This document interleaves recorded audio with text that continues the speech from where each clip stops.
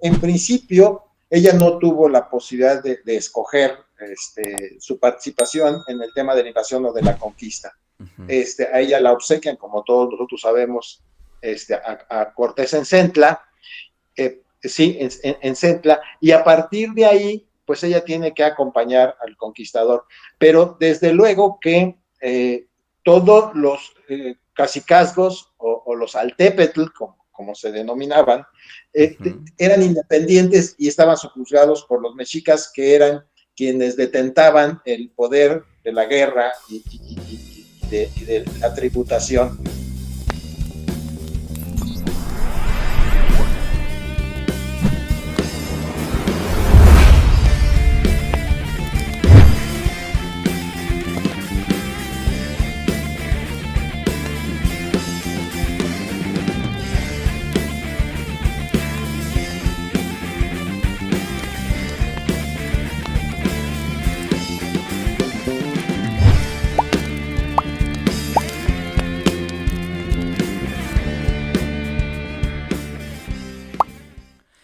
¿Qué tal amigos? ¿Cómo están? Bienvenidos una vez más a su canal. Yo soy Rodo y a mi lado derecho, su lado izquierdo, está mi querido amigo Andrés Orozco Vidal.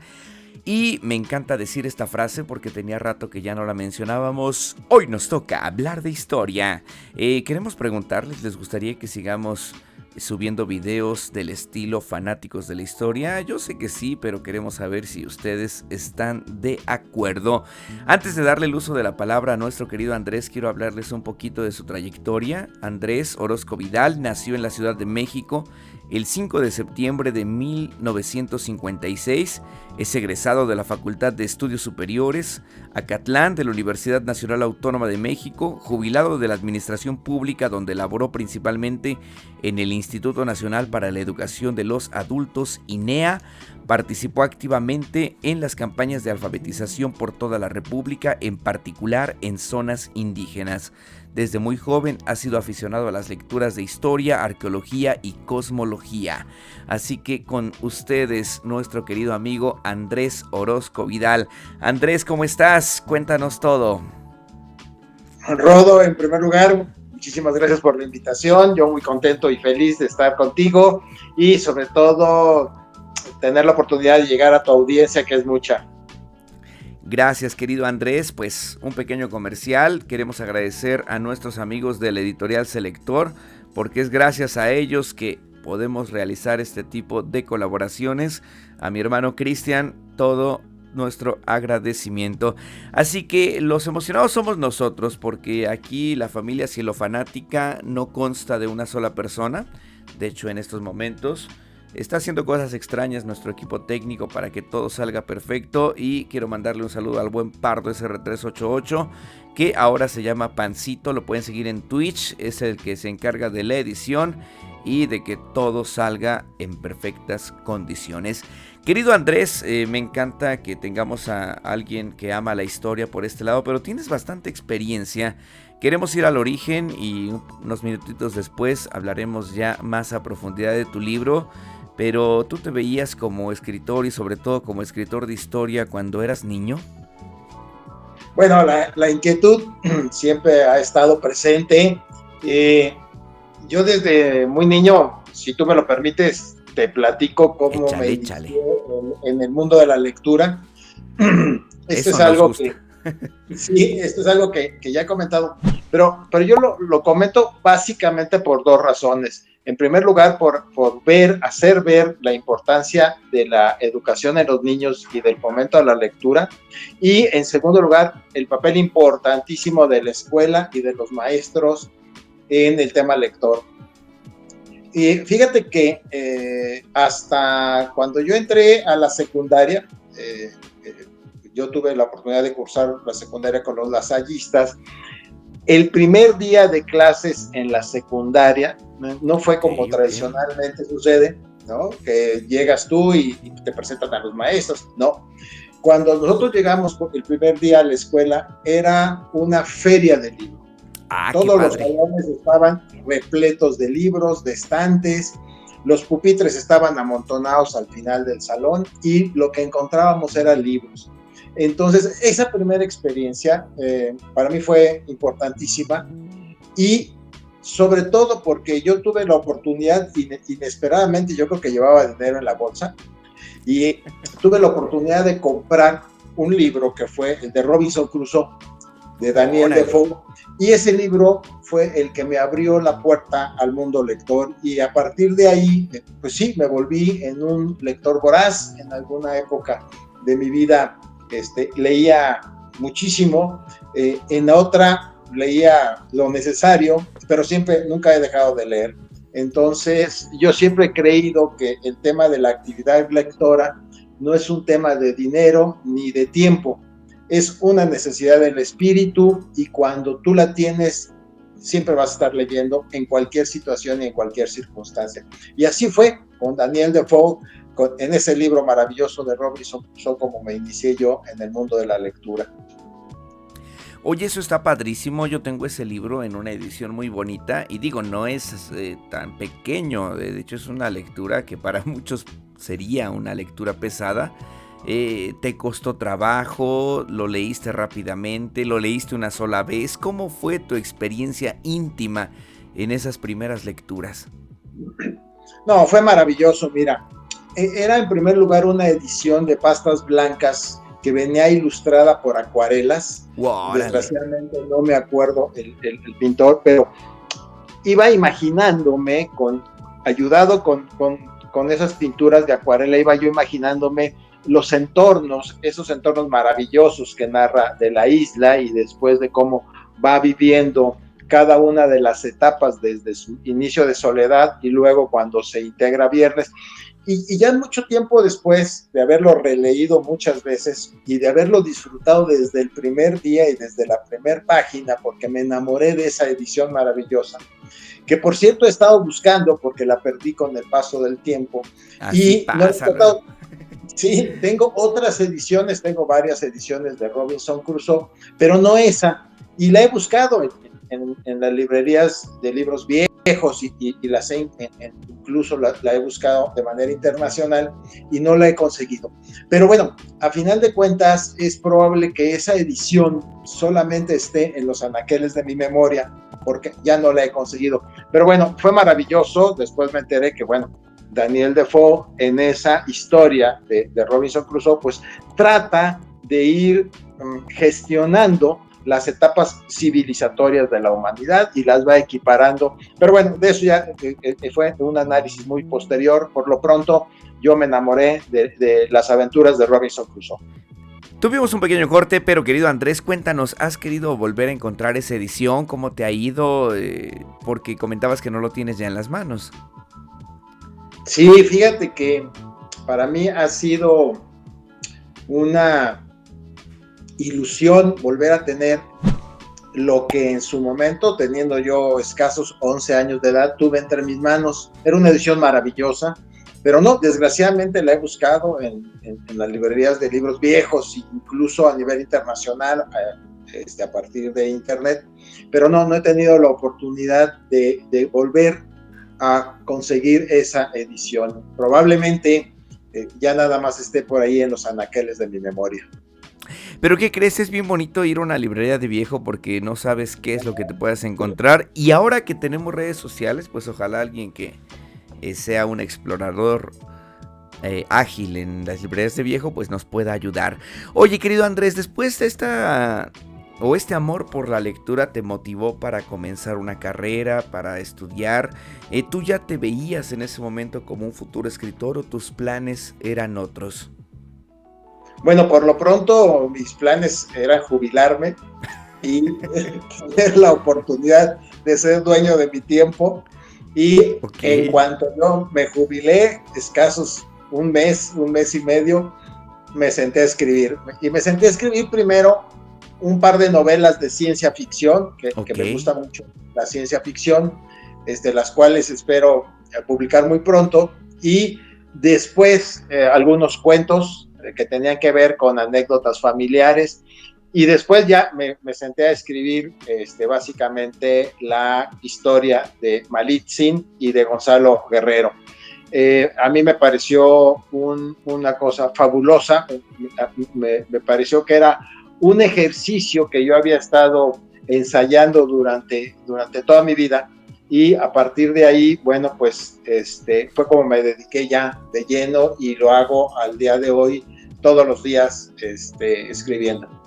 Oye, eso es fantástico. Entre todos los géneros literarios, los estilos y las oportunidades que los escritores tienen para contar algo, ¿por qué elegir la historia entre otros géneros literarios? Digo, a muchos no les gusta la historia, a mí me encanta y muchos de los Sí. seguidores la disfrutan bastante. Pero hay quienes dicen, ay no, a mí ponme a leer algo más tranquilo, más sencillo. ¿Por qué te fuiste al terreno más complicado?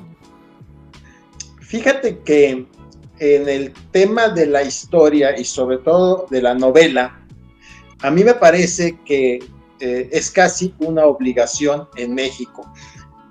Este país tiene una riqueza cultural tan vasta, es un mosaico de policromías culturales extraordinario, incluso la posibilidad de que todavía los pueblos tengan su cultura viva, no digamos la zona maya, pero en general si tú vas a un pueblo, sus tradiciones, sus festividades, su comida, sus costumbres, sigue estando ahí viva la cultura, y esos destellos de las grandes culturas prehispánicas que existieron en México. Entonces, escribir de la historia en México, a mí me parece que aparte de ser casi una obligación, es un privilegio, porque además tenemos la oportunidad y tenemos el acceso a enormes cronistas, en el caso de la época de la conquista o de la invasión, que ese es todo un tema, extraordinarios que nos dejaron una ventana abierta para que desde ahorita nos podamos asomar a esos acontecimientos que sucedieron, claro, desde la perspectiva del español, desde la perspectiva del invasor, del conquistador, pero sí, también tenemos las crónicas y las fuentes de los vencidos. Como la contraparte. La contraparte, como muy bien lo dice Miguel León Portilla, el reverso de la conquista.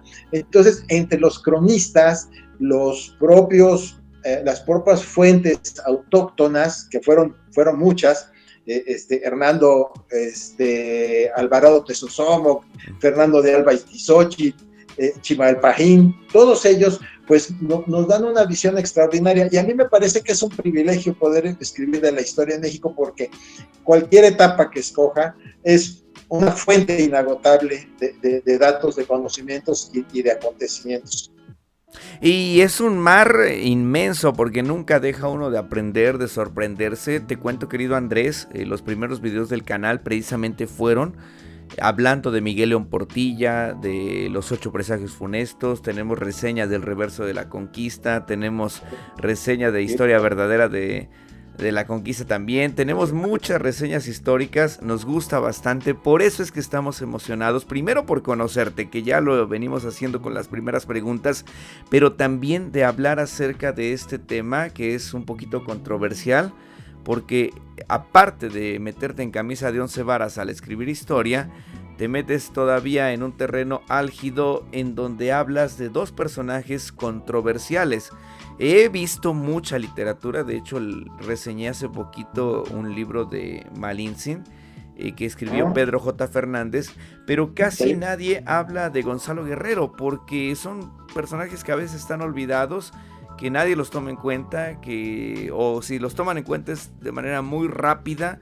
¿De dónde nace tu interés por reivindicar a estas 2 figuras históricas?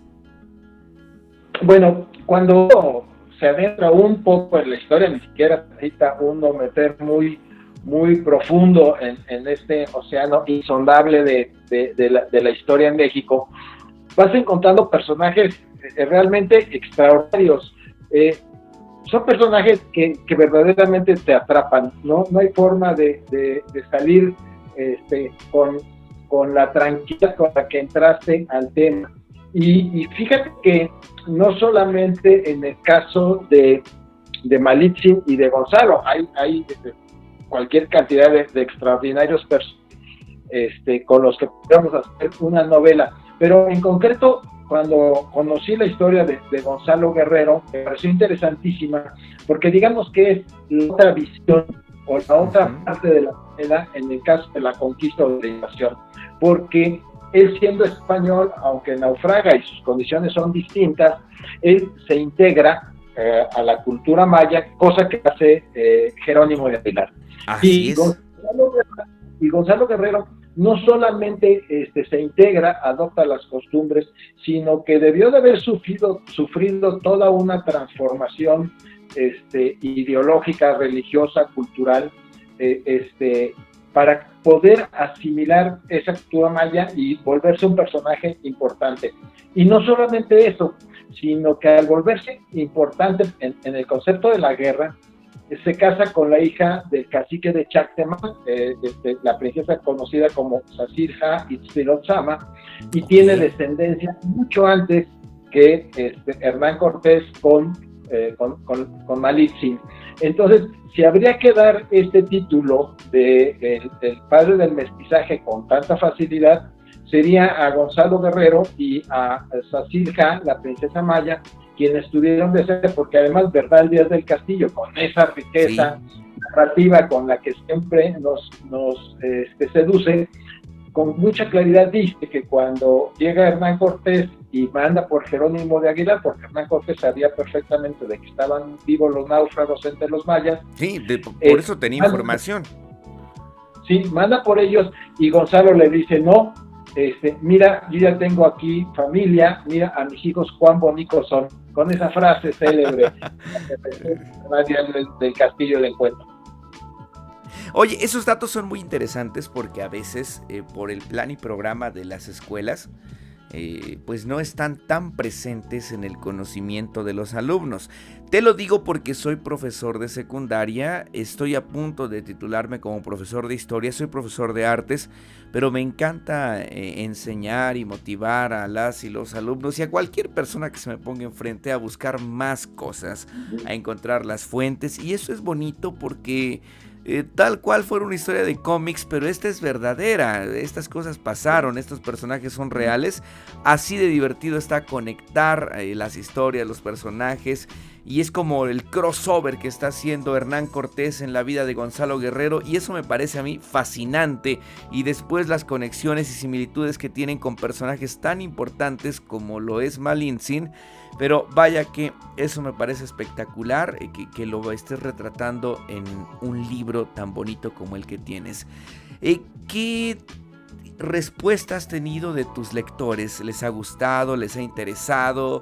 ¿Hay quien te ha señalado, algún historiador? Porque a veces a los historiadores nunca los tenemos contentos. Cuéntanos esa parte. Fíjate que afortunadamente ha sido bien recibida la novela. Y la explicación que yo tengo es porque los historiadores tienen un compromiso con la verdad y ellos tienen que ir armando un rompecabezas con todos los vestigios históricos, arqueológicos, etnológicos y ahora tantas ciencias sociales que se han puesto al servicio de la investigación. Y sobre todo que los investigadores modernos, con un rigor científico, han hecho muchas aportaciones sobre estos periodos de la historia de México. Y entonces es a partir de ahí como los historiadores tienen un compromiso de reconstruir una verdad sólida. Sin embargo, los que la novelamos tenemos el compromiso de ir a esa fuente inagotable de imaginación, de riqueza cultural que nos dan para escribir la novela. Entonces nuestro compromiso es recrear esa historia para que tenga mayor difusión, para que la leamos con muchísimo más agrado, para que nos regocijemos en este caso de la historia de México, de las grandes culturas, de ese misticismo y de esa magia que también tenían las grandes culturas prehispánicas de nuestro México antiguo. Y qué bonito escucharte decir México antiguo, porque te digo, convivo con muchos historiadores y unos le dicen de un modo, otros de otro modo, pero cuando puedes fluir en ideas que concretamente explican el valor de la historia y lo que a veces soñamos que pudo pasar, es porque tenemos bastantes fuentes a nuestro alrededor o en nuestro bagaje cultural. Por eso me encantaría, ya dijiste hace rato, a Miguel León Portilla con Visión de los Vencidos y El Reverso de la Conquista, pero ¿qué libros recomiendas para que puedas tener fuentes y disfrutes mucho mejor esta obra que tú has escrito, Dos Mundos? ¿Hay algún libro que recomiendes para poder nutrir la lectura? Sí, desde luego, tú lo sabes, mi querido Rodo, Historia verdadera de la conquista de la Nueva España de Bernard Díaz del Castillo, a mí me parece que es una lectura obligadísima, sí. No solamente de los que están y les gusta la historia, sino de cualquier persona que viva por los rumbos del Nuevo Mundo. Y bueno, como él está, Fray Toribio, como Ptolomía, Diego de Landa, Diego Durán, narran con mucha presión la zona maya, porque hay que recordar que era un mosaico donde las culturas, sobre todo las influencias de las grandes culturas, estaban todavía vivas cuando llegaron los españoles, de tal manera que la cultura maya, en la zona maya, no era la misma que en el altiplano que dominaba la cultura náhuatl, aunque sí tenían muchos aspectos en común, pero desde luego que tenían sus grandes particularidades. Y de Landa y Diego Durán son extraordinarios narradores de esas costumbres. Bueno, el propio Hernán Cortés, con sus cartas de relación, ¿no?, que tiene un sentido específico, que hay que leer. A eso sí yo le recomendaría a nuestro auditorio, y sobre todo a los lectores, que identificaran muy bien el origen y las condiciones culturales de los que narraron, porque desde luego que Hernán Cortés en las cartas de relación escribió lo que le convenía que el rey supiera. Sí. Convenía, ¿verdad? Nunca habló de las grandes masacres de las que Diego Durán y Diego de Landa sí narran, las grandes masacres que se sucedieron en la zona maya, en específico esos autores. Pero después, fíjate que ya yendo mucho más a lo moderno, tú hacías referencia a Alfonso Caso, a Miguel León Portilla, a Román Piñachán, que fueron todo un pilar de la arqueología y de la investigación histórica en el siglo pasado. Y afortunadamente tenemos extraordinarios investigadores científicos en la actualidad, y yo solamente voy a mencionar a una porque verdaderamente lo amerita, que es Camila Toussaint, que es una americana que ha estudiado durante 15 o 20 años a Malitzin y incluso es habladora del náhuatl, y tiene un libro que se llama Malitzin, así simplemente, y explica muchísimas cosas desde una perspectiva muy científica, muy moderna, y una nueva visión de la historia, que a final de cuentas yo creo que eso es lo importante: recrear la historia, revivir la historia, retomar la historia e ir cuantas veces sea necesaria al pasado para comprenderla, para disfrutarla y engrandecernos de lo que fue forjador y fundador del México actual. Oye, qué bonito, qué bonitas palabras, porque para motivar a otras personas a leer historia, a disfrutarla, indudablemente pues tenemos que disfrutar del pasado, disfrutar de lo que somos, y a veces hacemos ese viaje retrospectivo de manera personal, porque en ocasiones ni siquiera recordamos nuestra propia historia, y cuando la empezamos a recordar es cuando tenemos el deseo de ver qué más está pasando a nuestro alrededor, qué más pasó cuando nacimos, qué más pasó cuando nacieron nuestros padres, cuando nacieron nuestros abuelos, y ahí empieza ese enamoramiento al disfrutar los acontecimientos pasados. Oye, me están prendiendo bastantes dudas en este momento porque veo que tienes un amplio conocimiento de muchísimos autores. ¿Qué opinas del acercamiento con los códices? Porque hay muchos historiadores que dicen, híjole, es que los códices es peligroso por la malinterpretación, por la interpretación. ¿Usaste algún códice como fuente fidedigna o fuente primaria para poder realizar tu obra?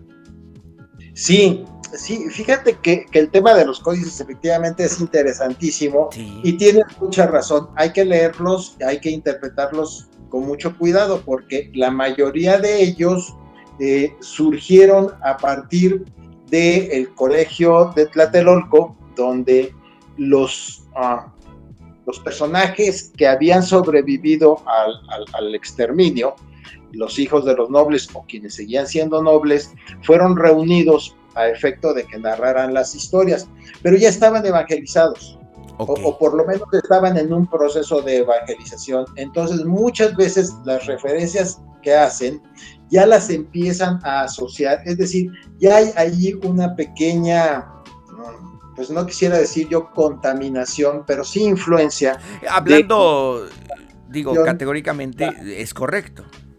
Sí, esa pequeña influencia del proceso evangelizador que ya ellos habían estado involucrados, tiene que ver muchas veces con la narración de las propias historias de lo que conocemos en los códices, porque son pocos los códices que son anteriores al periodo español, al periodo de la invasión y de la conquista.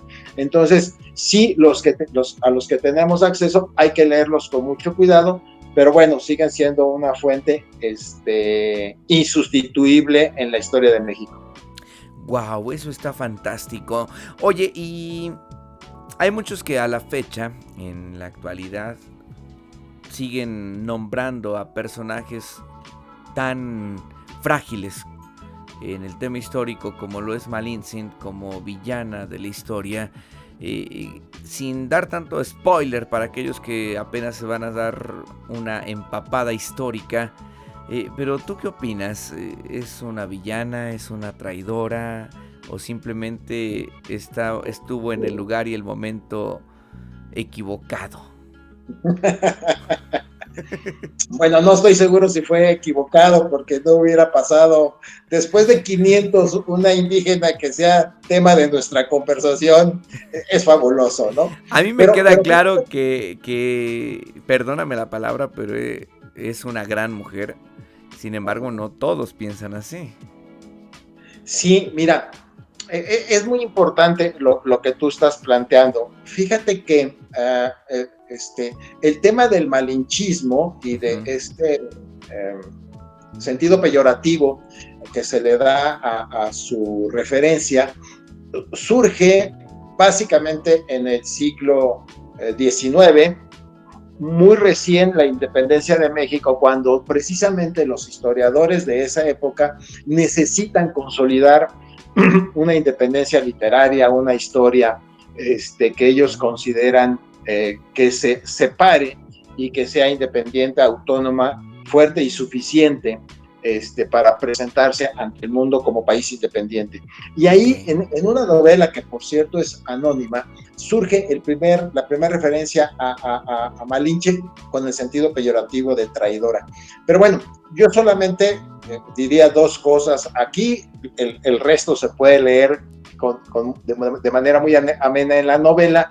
Son, en principio, ella no tuvo la posibilidad de escoger su participación en el tema de la invasión o de la conquista.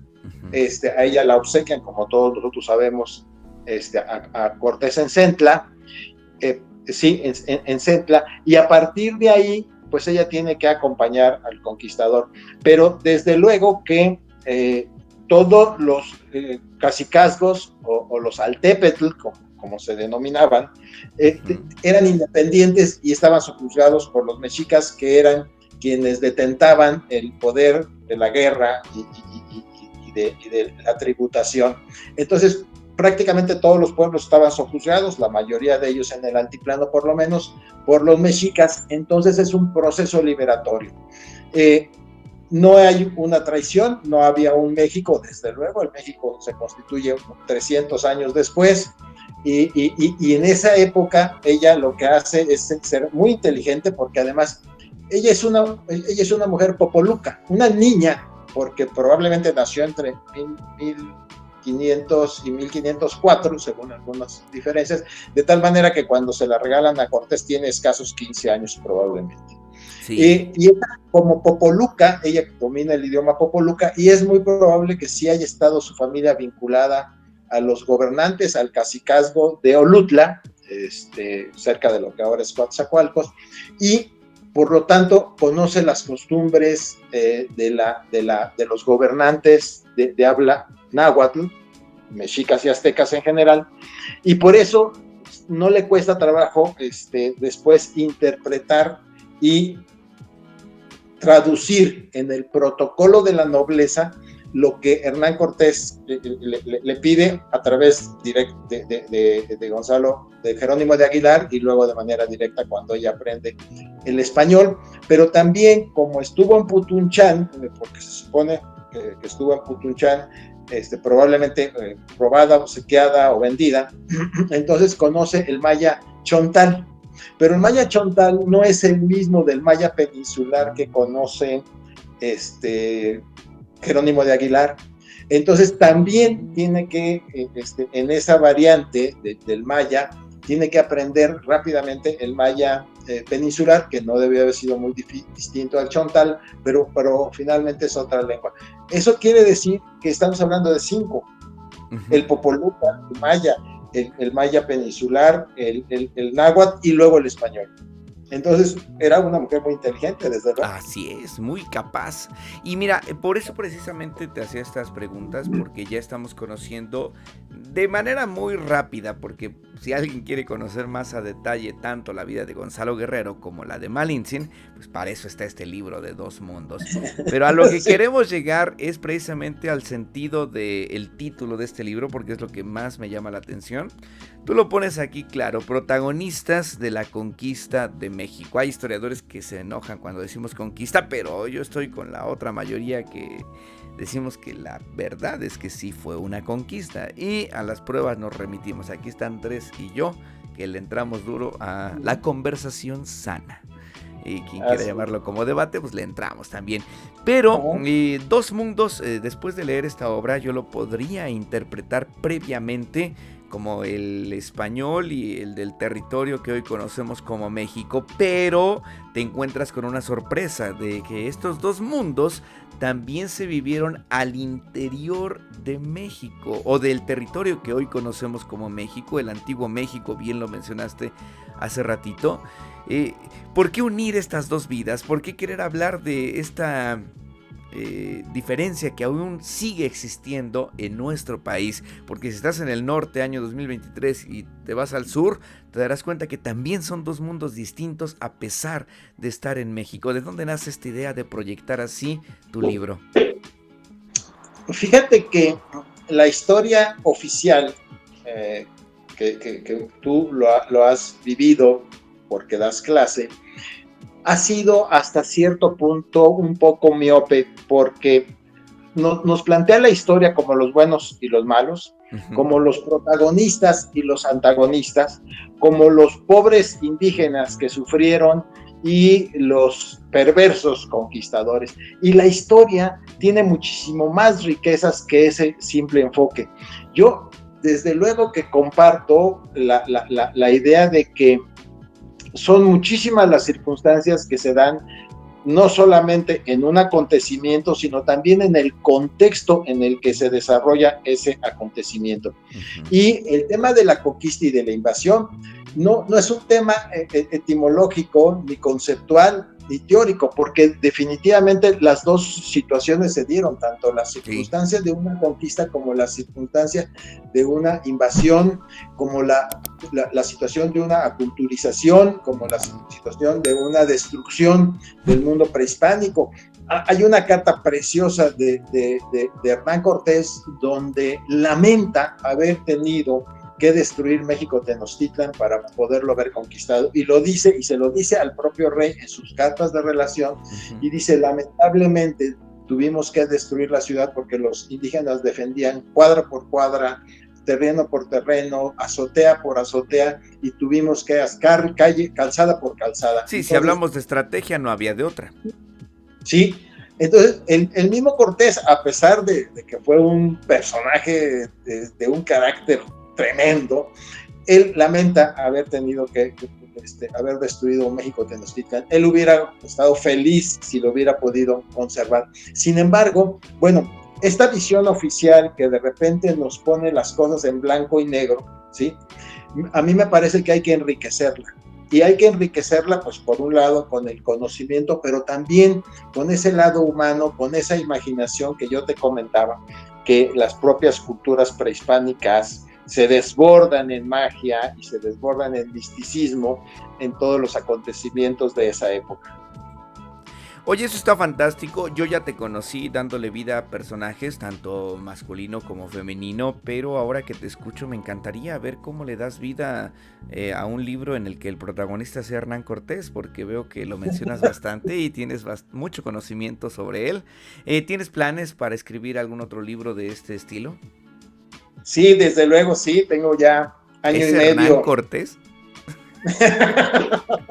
No, mira, Ok. te voy a dar una primicia, Rodo, vas a tener tú la primicia. Es un Eso. personaje muy controversial, ¿sí? Ah, Que caray. también con dos mundos, digamos que es la secuela del anterior. Ok. Y enfrentamos a Maximiliano de Habsburgo Oh. con Benito Juárez. Vaya, eso va a estar alucinante y más por el momento histórico que estamos viviendo actualmente. Me encantará conocer esa lectura y ojalá podamos charlar nuevamente una vez que ya la hayas terminado y publicado y promocionado también. Vaya que está fabuloso, me encantan esos dos personajes. No voy a poner bando ahorita, pero muchos tal vez ya lo tengan decidido. Oye, qué Sí, padre, entonces vas a seguir con este tema. Lamentablemente pues se nos está acabando el tiempo. Sin embargo, pues ha sido una charla increíble. Yo recomiendo bastante leer Dos Mundos porque amo la historia, porque no es fácil estudiarla, mucho menos darle vida en un formato novelado a personajes de esta magnitud como es Gonzalo Guerrero y Malintzin. A Malintzin yo ya la conocía bastante porque he leído bastante sobre ella, pero a Gonzalo a veces está medio olvidado y es bueno retomar personajes así para poder tener un mayor bagaje cultural y mayor tema de conversación, ¿por qué no? Pero querido Andrés, dinos en este tiempo, ¿por qué deberíamos leer este libro Dos Mundos?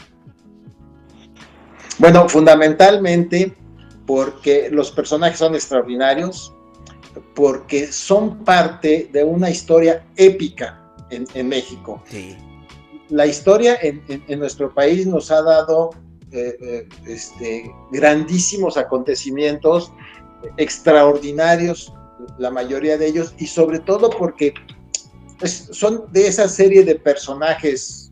Y me voy a permitir adelantar algunos de los próximos títulos, como Tlacaelel, sí, como Xicoténcatl, como Tecuixpo, que fue una hija de Moctezuma, que en realidad es Xochitl, porque Tecuixpo era el título por ser la hija primogénita de Tlatoani y era la designada para el próximo gobernante mexica.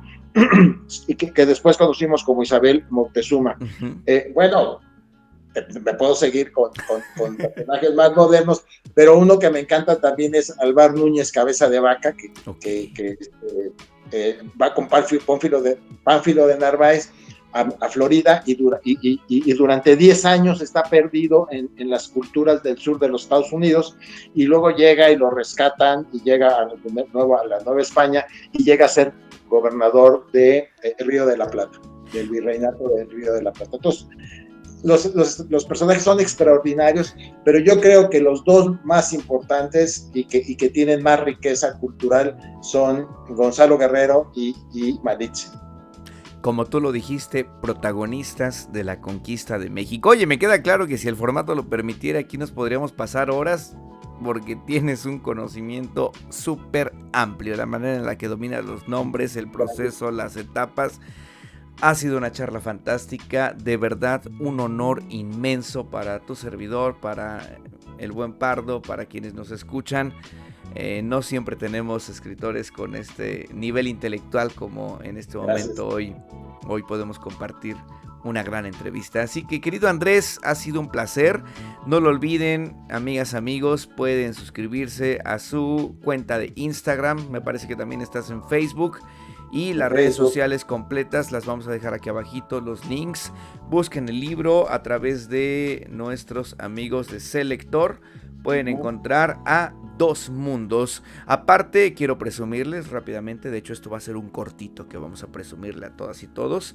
Es una edición padrísima, la impresión está súper bien cuidada y eso llama bastante la atención. La letra es grande, en cada inicio de capítulo hay títulos que llaman la atención bastante y en verdad es de esos libros que quieres cargarlos hasta para presumirlos y que te tomen fotografías, porque a mí me encanta que se ponga de moda la lectura y sobre todo si es de historia.